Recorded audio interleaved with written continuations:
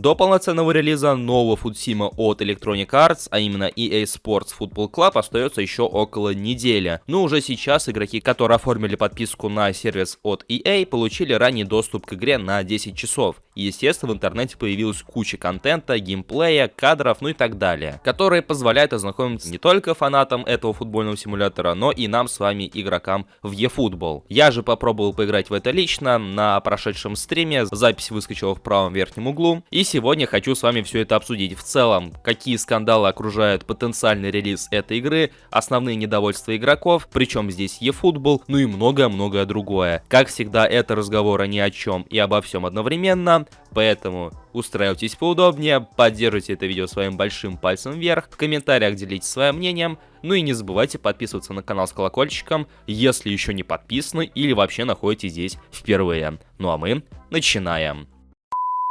Поскольку я фанат и в целом почитатель футбольного симулятора от японцев до мозга костей, начнем, конечно же, с хейт-спича, обсуждения скандалов и недовольства игроков. И только потом я поделюсь какими-то своими впечатлениями от того, что успел там наиграть и в целом увидеть. Потому что после тех немногочисленных роликов, где я в целом рассказывал вам об футбольном симуляторе от Electronic Arts, находились ребята, которые прям вот яростно пытались меня переубедить, пытались мне доказать, что игра от канадцев намного лучше, чем от японцев. И их не интересовало, что это лично мое мнение, что мне что-то может не нравиться, и в целом действительно пытались меня как-то разоблачить, что вот я критикую, потому что вот играю в это, а не играю в то. И как же забавно на фоне всего этого потом читать мнение от самих фиферов, которые в целом были в шоке от некоторых моментов игры, связанные с кат-сценами, с добавлением футболисток в Ultimate Team и многое-многое другое. Конечно, все это не делает игру прям таки ужасной и неиграбельной, но это тот самый голос разума, который дает понять, что с этой игрой тоже не все так хорошо, как описывают те самые ребята, которые так яростно защищают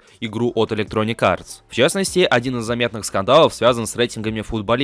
Как вы все знаете, при релизе каждой новой части все время кто-то недоволен своими рейтингами, но в этот раз ситуация вышла на совсем иной уровень. Если вы не в танке и в целом хоть как-то следите за FK24, то знаете, что в Ultimate Team появятся и футболистки, помимо футболистов. Кому-то сам факт вот этого решения уже не нравится, но это только цветочки, поскольку в игре не будет разделения общих рейтингов, и рейтинги футболисток и футболистов будут по сути одними и теми же, то есть отдельного расчета не будет для футболисток и для футболистов. И таким образом получается, что рейтинги и скиллы некоторых футболисток превосходят скиллы и общий рейтинг некоторых заслуженных футболистов, которых мы с вами видим чуть ли не каждый день в тех или иных турнирах, или в целом просто наблюдаем за их становлением как футболистов. И сравнивая рейтинги, где у какой-нибудь футболистки физуха лучше, чем у накачанного и в целом быстрого футболиста, у всех вызывает это недоумение. Потому что футболистка, о которой вы, возможно, никогда ничего не слышали, почему-то имеет рейтинг выше, чем у того или иного футболиста, с которым вы прекрасно знакомы с его способностями и в целом считаете, что он достоин другого общего рейтинга.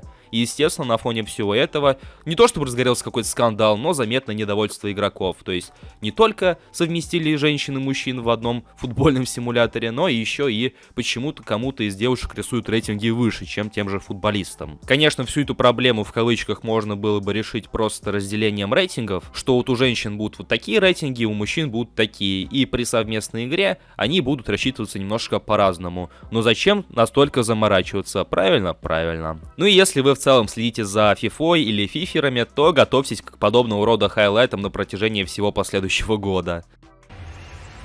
England! Left back. Oh my god! Man United! Man United!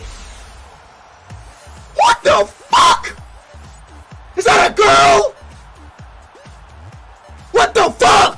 Другой же момент, который связан с очередным недовольством игроков, касается и отчасти eFootball, потому что, как мы все с вами знаем, в eFootball, а именно в товарищеских матчах, в оффлайне вырезали кат-сцены перед матчами, то есть не кат-сцены с выходом на поле, не уж тем более новые кат-сцены там с автобусами, в раздевалках, все это только в Dream Team, но не в оффлайн товарищеских матчах. И нечто подобное произошло и в Football Club 24. Некоторые стримеры, фиферы отметили, что в оффлайн матчах отсутствуют кат-сцены. Есть небольшая кат-сценка перед самим началом матча, где там, грубо говоря, фанаты приходят на стадион, но никакого кат-сцена с выходом на поле больше нет. Более того, завирусился интересный отрывок с матчем с финала Лиги Чемпионов. Вкратце, один из блогеров решил сыграть финальный матч Лиги Чемпионов, где уже встречаются команды в финале, и перед началом матча никакого выступления с тем же самым титулом, выходом команд на поле, вообще ничего, никакого гимна, ничего подобного, просто катсценка с фанатами, и все. Начало матча. Конечно, есть и такие, кто говорит, что наконец-то электроники додумались, катсцены не нужны и вообще бла-бла-бла, но у большинства игроков подобное решение вызвало как минимум недоумение, учитывая, что раньше это все было и в целом смотрелось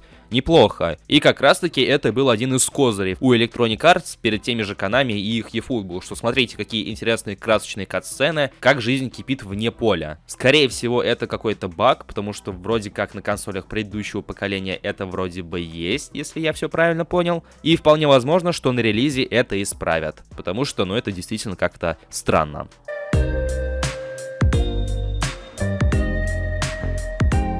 Ну и совсем вкратце, чтобы уж чересчур не растягивать это видео, поделюсь своими впечатлениями от игры. Если вам прям интересно, то опять же запись стрима есть на нашем канале, там все поподробнее. Вкратце же, по части режимов к Electronic Arts у меня нет никаких претензий, поскольку они выполнены действительно интересно. Да, крайне много информации, глаза разбегаются, но это дело времени, чтобы привыкнуть, чтобы обвыкнуться и в целом понять, как это все работает. Мне же, конечно, как новичку, в кавычках, который последней части не играл, в режимах столько времени не проводил, было немножко некомфортно и тяжеловато сориентироваться. Но в целом я понимаю, что если понять, как это все работает, потратить на это побольше времени, это может затянуть. Поэтому по части режимов я могу только респектануть Electronic Arts за их работу. Конечно, будет, скорее всего, 101 баг в этих режимах, но это вопрос уже другой. Что же касается геймплея, то, как и всегда, электроники последние несколько частей берут курс на медленный геймплей, но при этом анимации все еще вызывают вопросы. Скольжение никуда не делось. Игра искусственного интеллекта также вызывает вопросы касаемо целесообразности тех или иных действий. То есть я неоднократно говорил, что мне не нравится в геймплее FIFA, а именно то, что искусственный интеллект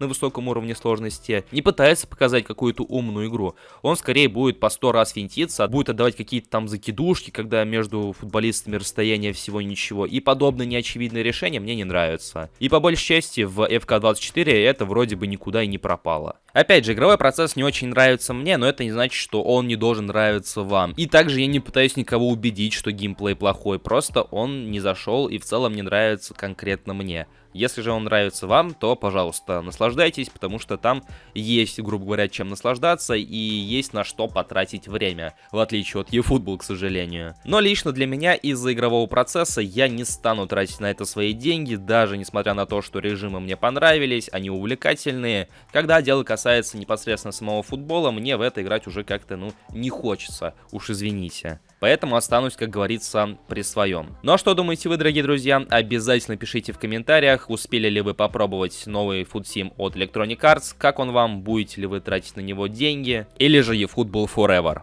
Поддерживайте видео своими лайками, потому что именно от вашей активности зависит их продвижение, ну и канала соответственно, поэтому подписывайтесь, если не подписаны, включайте колокольчик, если не включили.